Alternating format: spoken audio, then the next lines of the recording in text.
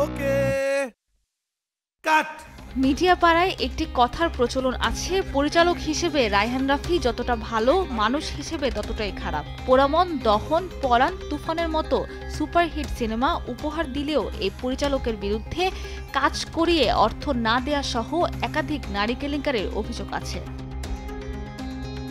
স্বৈরাচার আওয়ামী লীগ সরকার শাসনামলে দলটির বিভিন্ন এজেন্ডাও বাস্তবায়ন করেছেন এই রায়হান রাফি। ভোটের আগে সরকারের এজেন্ডা বাস্তবায়নে বিরোধী দলের ইমেজ সংকটে ফেলতে প্রোপাগান্ডা স্বরূপ নির্মাণ করেছেন দহন। ঠিক তেমনি বিরোধী দলের ওপর সহিংসতার দায় চাপাতে নির্মাণ করা হয়েছিল খাঁচার ভিতর অচিন পাখি নামের আরেকটি সিনেমা।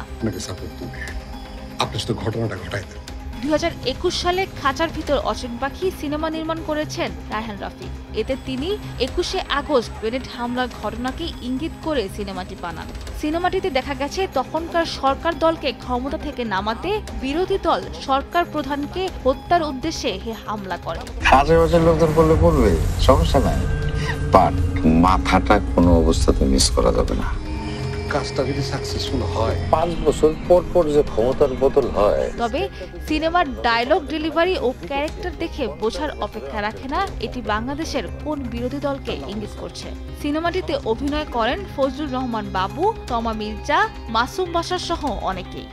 বিএনপি জামাত কাউকে বোমা হামলা করছে কিনা বা কোথাও বোম মারছে কিনা সেরকম কিছু আমরা কোনোদিন দেখি নাই। তো আমার মনে হয় না সেখানে তাদেরকে টানা উচিত। যারা করছে, যেই জঙ্গি সংগঠন করছে, যারা এই কামটা করছে, তাদেরকে নিয়ে আসে। এটা এখানেই শেষ নয়। এর আগে 2018 সালের বিতর্কিত নির্বাচনে জাজ মাল্টিমিডিয়া প্রযোজিত ও রায়হান রাফির পরিচালনায় 30শে নভেম্বর দহন সিনেমাটি মুক্তি পায়। মূলত এই সিনেমাটিতে বিএনপি জামাত অগ্নিসন্ত্রাস করছে এমন অভিযোগ ফুটিয়ে তোলার চেষ্টা করেন রায়হান রাফি। এমনকি তখনকার সময়ে আওয়ামী লীগ সরকারের প্রচারণার অংশ হিসেবে জাজ মাল্টিমিডিয়ার কর্ণধার আব্দুল আজিজ 12টি চ্যানেলে দহন সিনেমাটির ওয়ার্ল্ড প্রিমিয়ারও করেন। দহনে অভিনয় করেছিলেন সিয়াম আহমেদ ও পূজা চেরি। যেন আমি দহন ছবি নিয়ে যদি কথা বলি, দহন তাদের জন্য খারাপ যারা কিনা মানুষকে বাসে পুরায় মারছে। এখন কেউ যদি বলে দহনটা আমাদেরকে নিয়ে মারো, তখন তাকে এই দায়টা নিতে হবে। তাহলে কি আমি মানুষকে মারছি?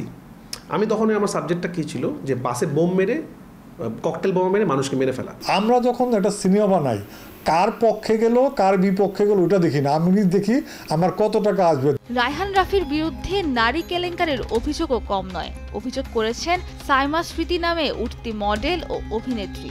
বলেন একজন নির্মাতার অপেশাদার আচরণ, হীনমন্য মন মানসিকতার কথা। এ নিয়ে ফেসবুকে স্ট্যাটাস দিয়ে ক্ষোভও ঝাড়েন তিনি। একই নির্মাতা নিয়ে অভিযোগ করেছিলেন নায়িকা দিঘিও। ফেসবুক পোস্টে দিঘি রায়হান রাফিকে উদ্দেশ্য করে বলেছিলেন তাকে সিনেমায় অভিনয় আশ্বাস দেওয়া হয়েছিল। এই নির্মাতা পরে আর কোনো ছবিতে দিঘিকে নেননি। নায়িকার সাথে প্রেম করিনি কখনো, অভিনেত্রীর সাথে প্রেম করছি। উনি একজন ভালো অভিনেত্রী, মেয়ে বন্ধু। এটা ইংলিশ করে না আপনারা। বর্তমানে মিডিয়া পাড়ায় খবর উঠেছে রায়হান রাফির সঙ্গে তমা মির্জার বিচ্ছেদের খবর। এ বিষয়ে তমা মির্জা বিভিন্ন গণমাধ্যমে মুখ খুললেও তমার সঙ্গে প্রেমের কথা অস্বীকার করেছেন রায়হান রাফি। তোমার সাথে ভালো সম্পর্ক ছিল, আমার খুব ভালো বন্ধু ছিল এবং ইনফ্যাক্ট এখনো বন্ধু আছে। অতটুকুই, সেটা বন্ধুর বাইরে কোনো সম্পর্ক ছিল না আমাদের। যেগুলো ছিল সেগুলো মিডিয়ারা হয়তো বানাইছে, ভাবছে যে কিছু একটা আছে, বাট বন্ধুত্বর বাইরে আমাদের কোনো সম্পর্ক নাই। তবে একাধিক ঘনিষ্ঠ সূত্র বলছে রাফি এখন মজেছেন তানজিন তিশার প্রেমে। এই জন্য সম্প্রতি বঙ্গের ব্ল্যাক মানি ওয়েব সিরিজে তমা মির্জাকে বাদ দিয়ে তানজিন তিশাকে নিয়েছেন রাফি।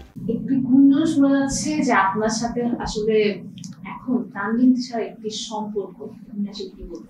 কোথায় শোনা গেল এটা? হ্যাঁ, এটা শোনা যাচ্ছে আসলে। এখন আমার সাথে যে কাজ করে, কাজ করতে যায়, যার নাম আছে তার নামে এরকম আসে। আগেও অনেকের নাম আসছিল, এটা কোনো ভিত্তি নেই। আমরা খুব ভালো বন্ধু এবং খুব এরকম কোনো কিছুই নেই। উল্টা ওনার সাথে অন্য কারোর সাথে হইতে পারে, বাট আমার জানা মতে আমার সাথে কিছু না। দহন সিনেমার প্রযোজক জাজ মাল্টিমিডিয়ার আব্দুল আজিজ বিতর্কিত ব্যবসায়ী। 5 আগস্ট সরকার পতনের পর আর প্রকাশ্যে দেখা যায়নি তাকে। জনতা ব্যাংকের 5,000 কোটি টাকা লুটপাট করেছেন আব্দুল আজিজ ও ক্রিসেন্ট গ্রুপের চেয়ারম্যান MA কাদের। এই জন্য তার ভাই জেলও খেটেছেন কিছুদিন।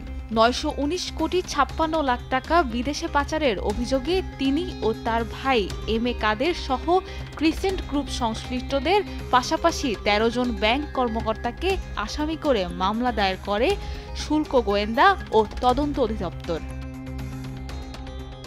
অভিযোগে আছে ক্রিসেন্ট গ্রুপের 3টি প্রতিষ্ঠানের রপ্তানি বিলের বিপরীতে জনতা ব্যাংক থেকে নেয়া অর্থের মধ্যে 919 কোটি 56 লাখ টাকা দেশে ফেরত আসেনি। তবে এ নিয়ে কিছু বলতে চাননি আব্দুল আজিজ।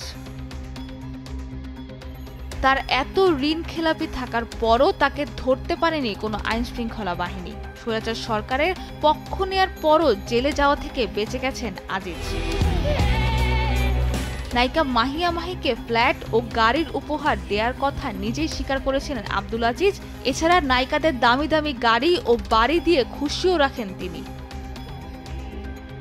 সাবরিনা মজুমদার, দেশ টিভি, ঢাকা।